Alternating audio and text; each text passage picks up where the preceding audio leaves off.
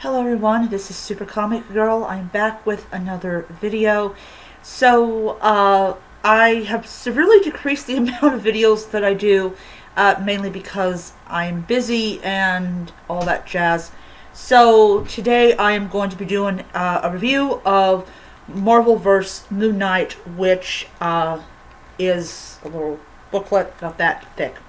So before I start, I just want to say if you like this video, hit the like button. If you want to subscribe, hit the subscribe button somewhere down below and hit the notification bell so you don't miss any new videos. So this is Marvelverse Moon Knight. First of all, I want to say love the cover and it's really great. This is Kang. He's been mentioned in other people's videos like Top 10 and all that type of stuff. And it is Werewolf by Night number 32 and 33, Amazing Spider-Man 220, Moon Knight number 13, and Moon Knight Annual number 1. So, first of all, the last one was kind of like, whoa, what is this? I was like, okay. So, first of all, I want to say about this book is if you do have at least 25-30 minutes of your time in any given situation, you can actually read this book. Basically, Moon Knight is trying. So the first two, which is, as I said, is 32 and 33, he has to capture this werewolf for this committee, which we later on find out are a bunch of scumbags. Of course, if you're talking about a committee, they're all going to be scumbags. Committees are never a good thing in any situation. And so basically they hire him to capture this werewolf alive, but the werewolf is making it very difficult for him to capture him. I was like, this thing tries everything to get away from Moon Knight. So he's fighting this thing, and Frenchie decides, yeah, I'm going to kidnap the werewolf's sister and her friend to basically enable Moon Knight to be able to get his hands on him. It's really interesting. He uses the word like bread, which is money. This is like old 1950s type of vocabulary. I'm looking at this and I'm thinking, what the heck does he mean by bread?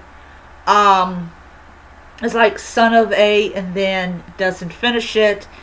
Because back then you could not use profanity in it, but we know what he means. Overall, it was a weird 2 issues of Werewolf by Night with Moon Knight. It just, oh man. And then at the end, of course, Moon Knight lets him go because, yeah. And then, of course, we have Amazing Spider-Man.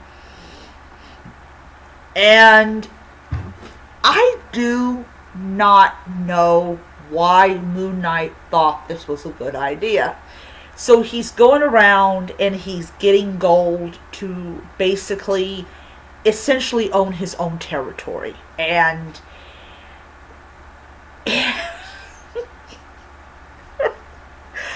I do not seem to understand why he thought this was a good idea. He literally ends up having to try to kill Spider-Man, but because he only goes after people that have done bad things, why in the world would you want to go after someone who has done good things? Well, basically, he suddenly discovers that, yeah, this is not what he signed up for. Okay. So him and Spider-Man hatch a plan, and they both end up just essentially just kicking everyone's asses because that is what Moon Knight does. So, and then the next one, of course, has Moon Knight and Daredevil facing on against its against this gesture type of thing. It's really cool. Look at that little advertisement here. It's like, win a Colombo 10-speed racer.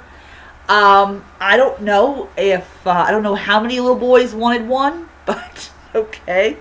And basically they're slugging out with each other while this weird person decides, yeah, he's going to be just a prick. And it's like he's basically, he basically like blames this guy for, how messed up his career ended, and it's just Daredevil and Moon Knight just slugging it out with each other, and then they just realize that they've been so focused on each other and not on their target. Wow, it doesn't take much to distract Moon Knight in this particular episode. Yeah. And then we have the last one, which has Kang in it. And Kang is basically, he time travels a lot in this particular issue. A lot. He literally is trying to get these artifacts, and he literally just goes from one time period to another. And here Moon Knight just follows him, and at this point, when he gets to Rome, he's like, really? Not again? No, I do not want to do this no more. And literally, it's just, he meets all these different versions of Moon Knight, from like a gunslinger Moon Knight to a Nazi. No, I don't think it was a Nazi Moon Knight.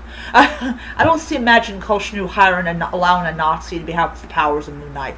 But all these different Moon Knights, a Viking Moon Knight, the first Moon Knight, it was literally, and basically the first Moon Knight actually doesn't have a god. She doesn't have a god, but she has her faith. And Koshnu says for her that's enough. So it's like, yeah, she doesn't have a god, but somehow she has faith, which is weird. But yeah, literally, it's like just turns this whole freaking, like, you have got to be freaking like, look at his facial expressions. Like, seriously, like, this man is seriously peed off. Yeah, look, he created his own little world. Look at that. Just beyond weird. Handle followers of the Moon God right here. Right here.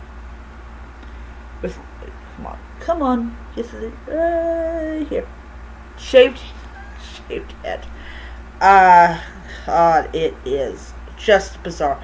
So literally, that is basically like, they go and they basically send him back in time to all these different time periods where he meets all these different versions of Moon Knight, and it's just one freaking, like, insane ride through the entire thing. Like, oh, yeah.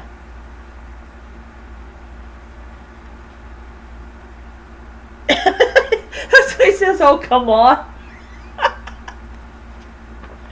He's like, I am not a fan of this. But that was actually the first time I had actually encountered the villain known as Kang in the comic books. But it was absolutely one wild ride through the entire freaking episode. So, I give it a 5 stars. All these comic books I do give a rating. A couple videos I did, I think a couple videos I did not give a star rating. So from now on, I'm going to do a star rating on all of my reviews. So definitely I'm going to give this 5 stars. It is a great book. The next one I am going to be doing a review on is, of course, the one where he has those 3 personalities are Captain America, Wolverine, and Spider-Man. I have read that book, but I'm going to read it again because I kind of sort of like glazed over it.